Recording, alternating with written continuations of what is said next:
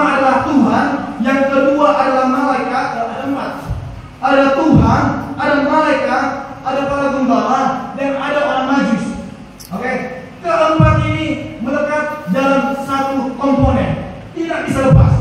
Karena apa?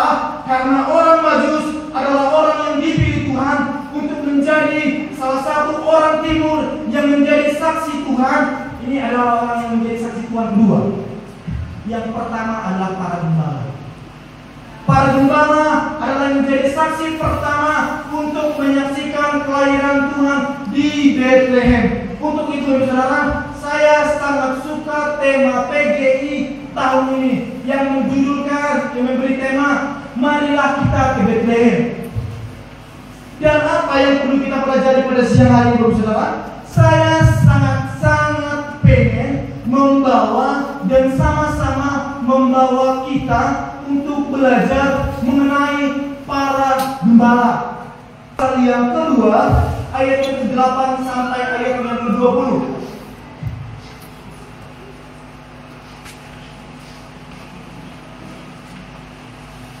Lukas pasal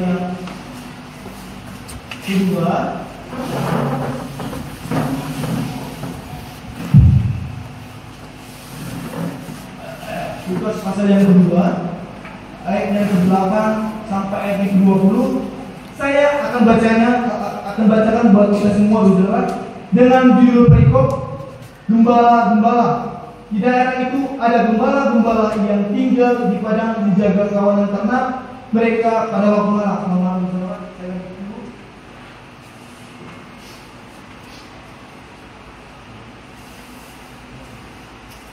Tiba-tiba berdirilah seorang malaikat Tuhan di dekat mereka, dan kemudian mereka sangat ketakutan. Lalu Tuhan di kota Daud, dan inilah tandanya bagimu, kamu akan menjumpai seorang bayi dibungkus dengan lampin dan terbaring di dalam palungan. Dan tiba-tiba tampaklah bersama-sama dengan malaikat itu sejumlah besar bala tentara surga yang memuji Allah. Katanya, kemuliaan bagi Allah di tempat yang maha tinggi, dan damai sejahtera di bumi di antara manusia yang berkenan kepadanya.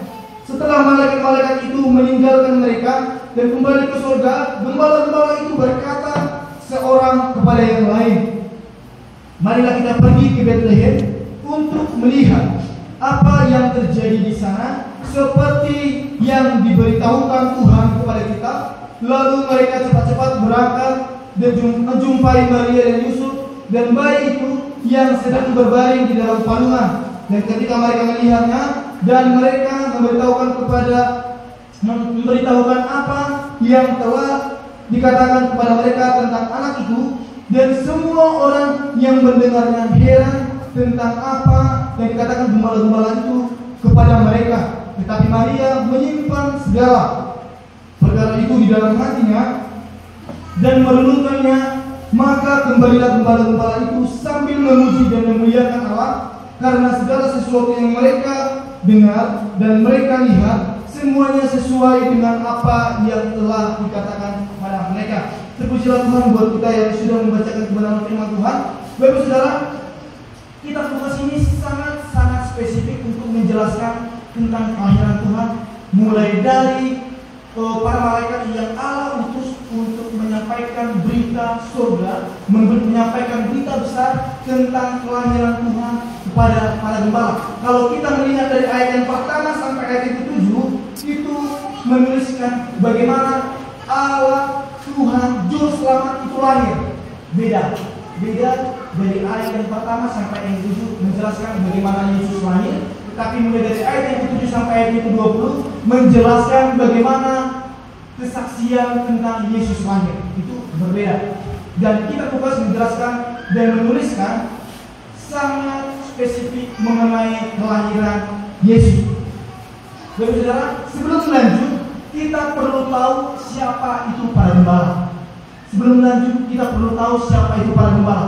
Para gembala adalah mereka yang bekerja sebagai penggembala kambing domba yang ada di padang gurun. Ya, mereka adalah orang-orang yang dianggap dalam status sosial yang dipandang buruk. Mereka adalah orang-orang dalam status sosial yang dikucilkan. Mereka tidak dianggap seperti pada orang-orang yang bekerja dalam kementerian pada masa itu. Yang bukan siapa-siapa dalam status sosial pada masa itu. Karena memang Yesus sudah dinubuatkan akan lahir dari garis keturunan Daud. Ya. Dan kemudian akhirnya Maria sampai saat ini secara khusus teman-teman kita yang bergereja di Katolik, kita lihat bahwa ini memang besar. Ya, kita sama-sama mengakui bahwa Maria adalah ibu Yesus yang memang kita pandang sebagai ibu bagi Allah. Namanya besar. Nama Maria itu besar. Nah, kembali kepada topik yang kita bahas sekarang. Entah mengapa Allah kembali memilih orang-orang yang sepertinya tidak masuk akal di dalam pemikiran kita. Kenapa? Kenapa saya katakan demikian? Karena yang pertama, ada orang yang lebih hebat daripada para gembala. Yang pertama, kita harus tahu bahwa pada masa itu ada yang dikatakan dengan imam. Ya, ada yang dikatakan dengan imam. Orang-orang Farisi, ahli-ahli Taurat, mereka adalah orang yang mengerti tentang pemberitaan, bahkan nubuatan tentang Tuhan. Mereka tahu. Tetapi pertanyaannya, kenapa Tuhan tidak pilih mereka aja? Supaya apa? Supaya memang benar bahwa melalui contoh yang benar. Kalau yang sampaikan berita itu adalah seorang kecil, biasanya beritanya hanya sampai situ aja. Coba, kalau contohnya saya katakan, oke, minggu besok harga sawit naik 25.000 per kilo. Sampai sini aja. Tapi kalau presiden katakan harga sawit naik 25.000 sekilo, semua orang lakukan. Oke? Itu adalah salah satu contoh. Demikian Allah memilih para gembala untuk menjadi saksi dari kelahiran Tuhan. Entah mengapa, dan saya pun bingung. Tetapi ketika saya membaca ini, Bapak Saudara, saya teringat satu ayat yang mengatakan bahwa ketika Tuhan datang, itu kita harus berjaga-jaga. Memang konteksnya, para gembala itu pada masa itu tidak bisa tidur. Para gembala harus siap siaga. Para gembala harus tetap stay untuk menggembalakan kambing domba, meskipun pada malam hari, meskipun pada petang hari, mereka harus terus melakukan tugas tanggung jawabnya mereka. Mereka nggak mau dong sapinya, kambingnya, dombanya diangkut sama orang lain, tidak ada yang mau. Dengan kita nggak mau sawit kita diambil oleh orang lain. Kita usahakan bagaimana ketika kita panen, kita tunggu sampai pengangkutan. Ya, kita pasti tunggu.